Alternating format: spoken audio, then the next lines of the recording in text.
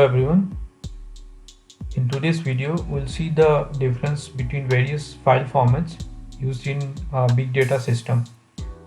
The formats are Avro, Parquet, ORC, Protobuf, JSON and XML.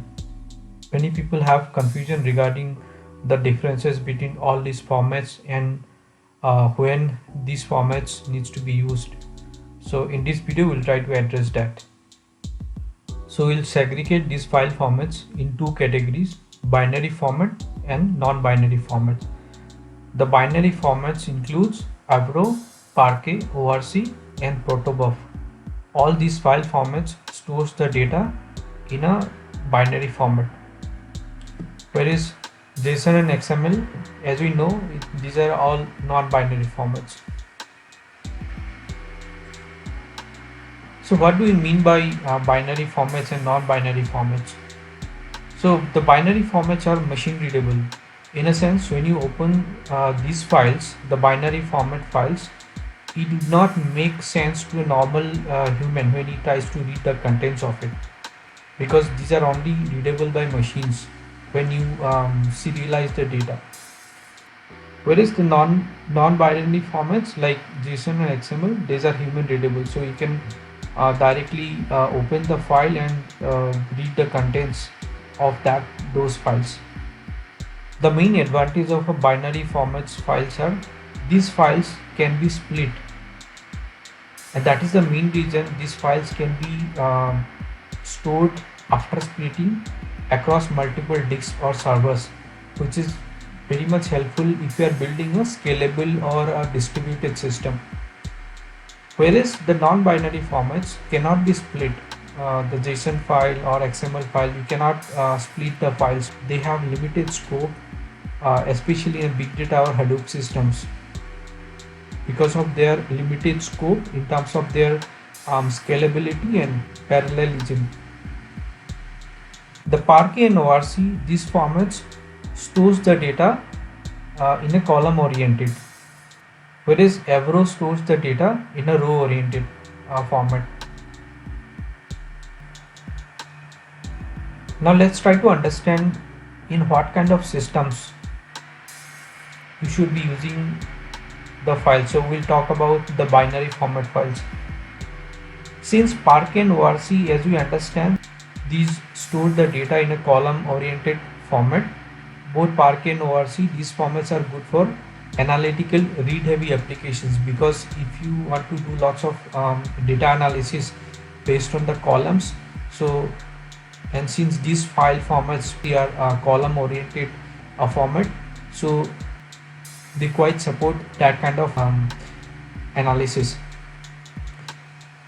Whereas Avro is good for write heavy applications like your transaction systems. Similarly, Protobuf is also good for transaction systems.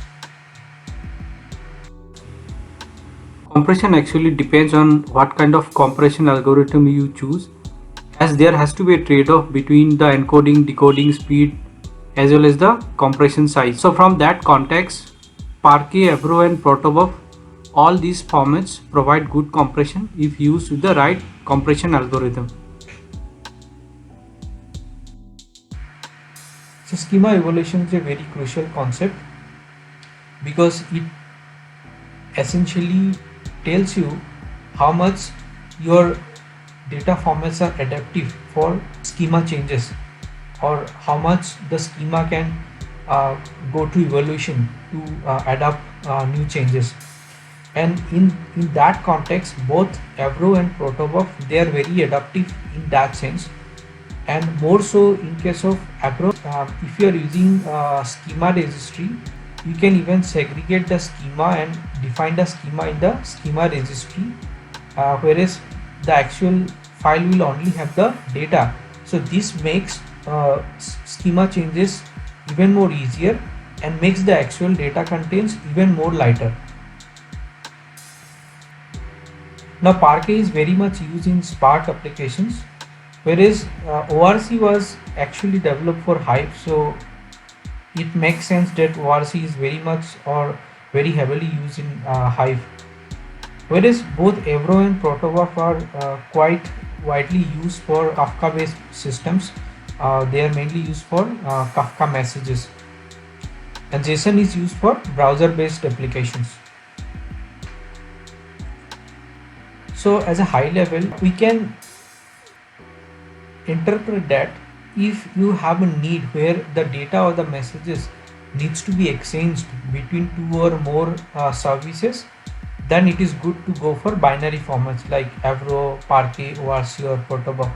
Whereas if the data or messages needs to be exchanged between browsers or tools, you can go for non-binary formats like JSON or XML.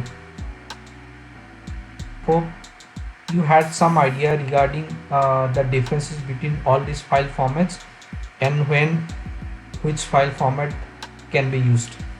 We'll try to make more such videos in future where we'll try to explain things in a bite-sized videos. Thank you for watching. Please like, share and subscribe.